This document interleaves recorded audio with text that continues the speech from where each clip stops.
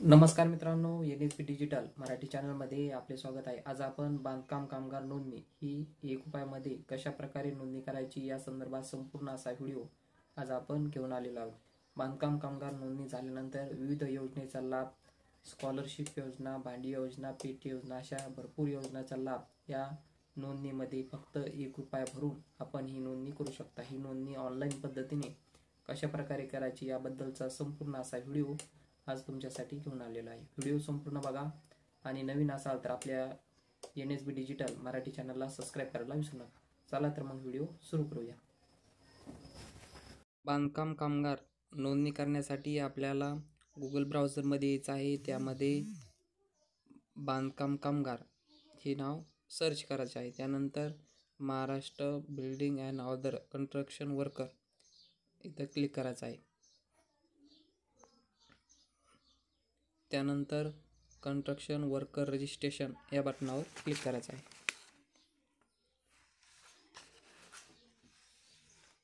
अशा प्रकारे आल्यानंतर आपल्याला इथं आधार नंबर आणि मोबाईल नंबर टाकून घ्यायचा आहे. आपला आधार नंबर आणि मोबाईल नंबर इथे टाकून घ्या.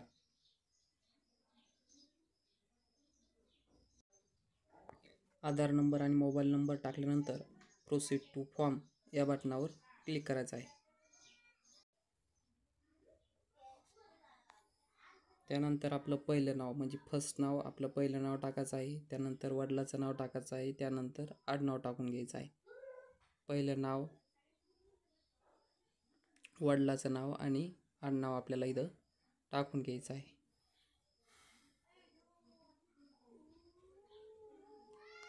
त्यानंतर आपलं इथं मेल फिमेल इथं आपल्याला चूज करून घ्यायचं आहे. त्यानंतर आपण मॅरिड आहात का सिंगल आहात हे आपल्याला इथं चूज करायचं आहे. त्यानंतर आपली जन्मतारीख आपल्याला इथं निवडून घ्यायची आहे. जन्मतारीख आपली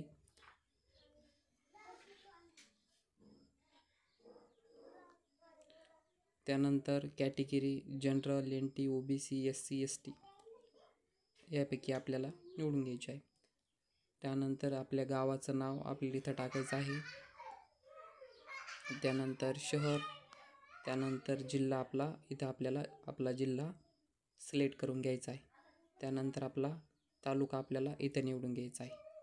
पोस्ट ऑफिस आपल्याला इथं चूज करून घ्यायचं आहे आणि पिनकोड टाकायचा आहे. त्यानंतर आपल्याला स्कॉलरशिप मिळण्यासाठी आपल्याला ही माहिती भरण्याची, जे आपले पाल्य आहेत, जे आपले मुलं आहेत त्यांची माहिती इथं भरणे आवश्यक आहे. आपल्याला स्कॉलरशिप मिळण्यासाठी बांधकाम कामगार योजनामधून जर आपल्याला स्कॉलरशिप पाहिजे असेल तर आपल्याला इथं त्यांची माहिती देणं गरजेचं आहे.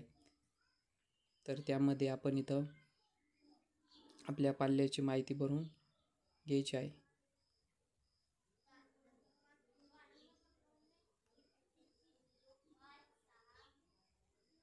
संपूर्ण अशी माहिती इथं आधार नंबर टाकून घ्यायचा आहे. त्यांचं शिक्षण इथं आपल्याला टाकून घ्यायचं आहे. Engineering graduate, medical, post graduate हे सर्व प्रकारचं इथं जे शिकत आहेत आपले पाल्य त्यांचं इथं आपल्याला शिक्षण इथं टाकून घ्यायचं आहे. आणि नॉमिनी म्हणून त्यांना ॲड करायचं आहे.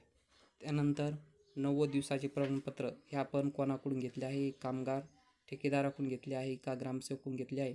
90 दिवसाचे प्रमाणपत्र हे कशा पद्धतीने भरायचे आहेत त्याचा पण आपण व्हिडिओ, त्याबद्दल पण आपण माहिती पाहूया. त्यासाठी आपल्याला कामाचे स्वरूपमध्ये ऑल टाईप हेल्पर्स निवडायचं आहे.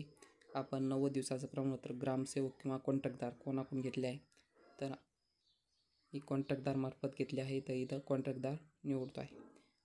त्यानंतर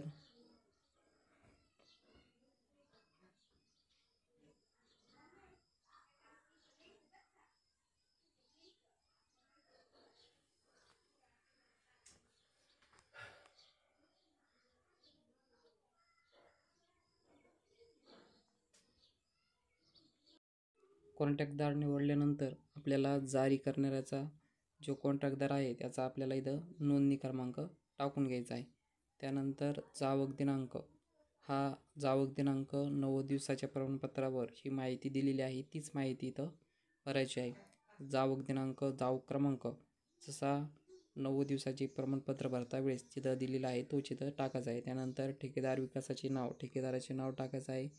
जिल्हा निवडून घ्यायचा आहे आणि तालुका टाकायचा आहे. त्यानंतर आपल्याला इथं आपला फोटो अपलोड करायचा आहे. JPG PNG कोणत्या पण फाईलमध्ये आपण इथं फोटो अपलोड करू शकता. आधार कार्ड कलर स्कॅन करून आधार कार्ड इथं अपलोड करायचं आहे. त्यानंतर 90 दिवसाचे जे प्रमाणपत्र आहे ते आपल्याला इथं अपलोड करायचं आहे आणि इथं टिक मार्क करून आपल्याला सेव्ह बटनावर क्लिक करायचं आहे. OTP घेऊन आपल्याला अशा पद्धतीने ही नोंदणी करायची आहे. फक्त आपण नोंदणी झाल्यानंतर आपल्याला ज्यावेळेस नोंदणी अप्रूव्ह झाल्यानंतर आपल्याला ₹1 भरून आपली जी पावती आहे ती आपल्याला काढून घ्यायची आहे. अशा पद्धतीने आपण बांधकाम कामगार नोंदणी करू शकता.